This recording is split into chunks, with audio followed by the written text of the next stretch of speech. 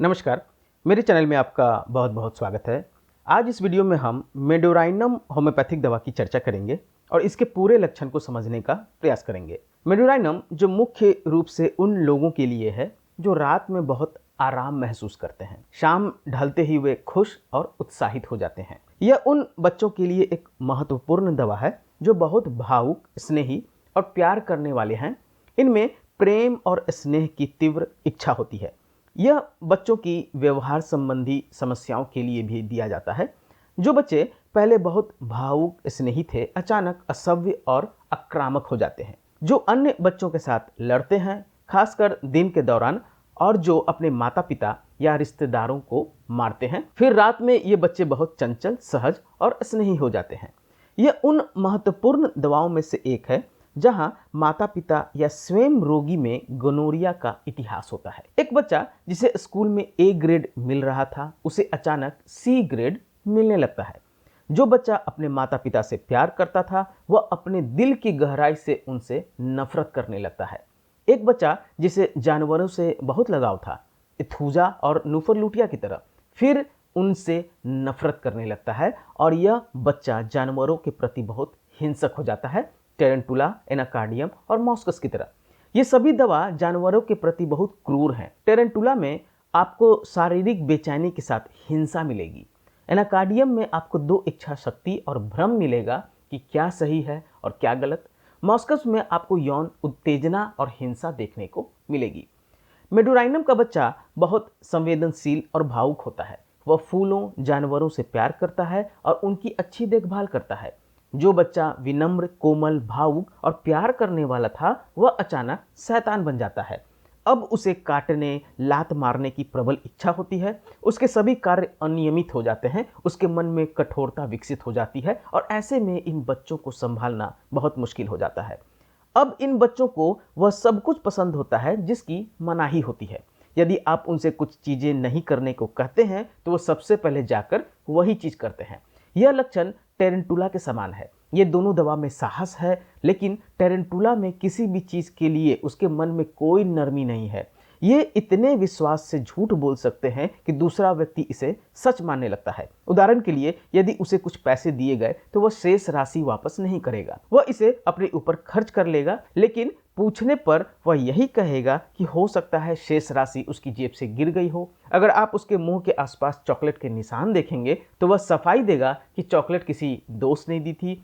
वह बुरी से बुरी परिस्थितियों में भी सत्य को कभी स्वीकार नहीं करेगा। मेडोराइनम में बच्चा झूठ के साथ शुरू तो करता है, लेकिन यह नहीं जानता कि कैसे खत्म करना है और आधे रास्ते में पकड़ा जाता है, लड़खड़ाना शुरू कर देता है और उसके पास टेरेंटुला बच्चे के समान आत्मविश्वास नहीं होता है। जैसे जैसे मेडोराइनम का बच्चा टीन एज में पहुंचता है, वह हर चीज का अनुभव करना चाहता है। वह जीवन में नई चीजों को आजमाना चाहता है। वह पार्टियों, डिस्कोथेक में लड़कियों के साथ बाहर जाना पसंद करता है। ये ऐसे छोटे बच्चे हैं जो आपको देर रात सड़कों या डिस्कोथेक में घूमते मिलेंगे।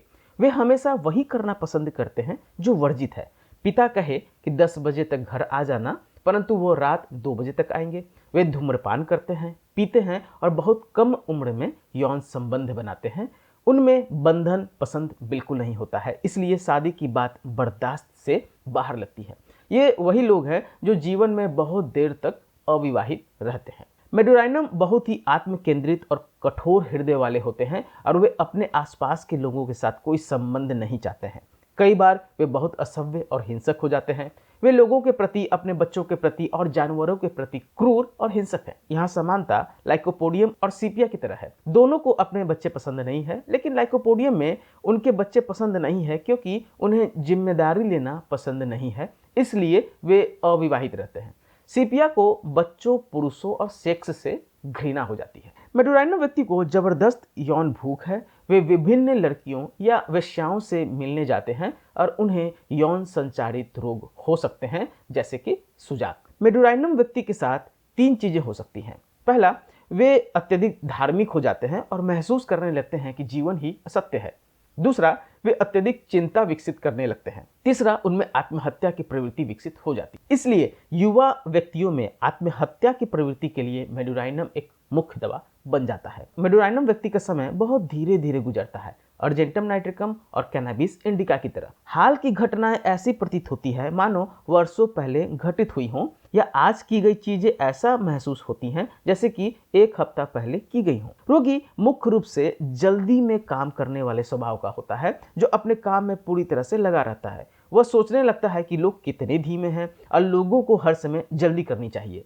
बचपन से ही उनमें अंधेरे का डर लगता है, डर है कि कोई उसके पीछे है और उसके चारों ओर राक्षसों का डर है। हर समय कुछ ना कुछ होने की चिंता, काल्पनिक बातों को लेकर चिंता सताती है। उंगलियों और पैर की नाखून चबाकर चिंता व्यक्त करने के लक्षण भी होते हैं इसमें। यह शायद एकमात्र ऐसी दवा है जहां रोगी अपने पैर के नाखून खुद ही चबाता है। मेडोराइनम एक महत्वपूर्ण दवा है जिसमें रोगी बिना रोए अपने लक्षणों को व्यक्त नहीं कर सकता है, क्योंकि रोने से उसका दुख दूर होता है, बिल्कुल पल्सेट्रा की तरह। सिफिलिनम की तरह मेडोराइनम भी एक महत्वपूर्ण दवा है जहां रोगी बार बार अपने हाथ को धोना चाहता है। मेडोराइनम मुख्य रूप से हॉट पेशेंट है, हमेशा ठंडी जगह की तलाश करता है। उन्हें अपने पैर को ढकना पसंद नहीं है। उन्हें बर्फ और कोल्ड ड्रिंक की भी लालसा अर्थात तीव्र इच्छा होती है। वे मानसिक और शारीरिक दोनों स्तर पर आसानी से थक जाए। ऐसा करता हूं आपको मेडोराइनम की यह वीडियो पसंद आई होगी। पसंद आए तो प्लीज़ मेरे चैनल को सब्सक्राइब करें और वीडियो को लाइक करना ना भूलें।